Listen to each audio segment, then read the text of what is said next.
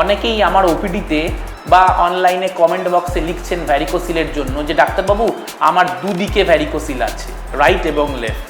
এটা কি এক সিটিংয়ে অ্যাঞ্জিওগ্রাফির সাহায্যে ট্রিটমেন্ট সম্ভব? দেখুন, পরিষ্কার ভাষায় একেবারেই সম্ভব, এটা কোনো ব্যাপারই না। কেন এই প্রশ্নটা কেন এসছে?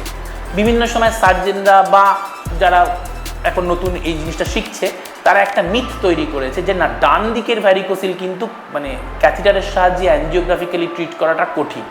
বিশ্বাস করুন, আজকের দিনে আমরা ব্রেন, লিভার, প্যানক্রিয়াস, পা, হাত যে লেভেলে ইন্টারভেনশন করছি তার সামনে ভ্যারিকোসিলের ওই ডান দিক আর বাঁ দিকের এম্বোলাইজেশন খুবই কিন্তু সহজ ব্যাপার।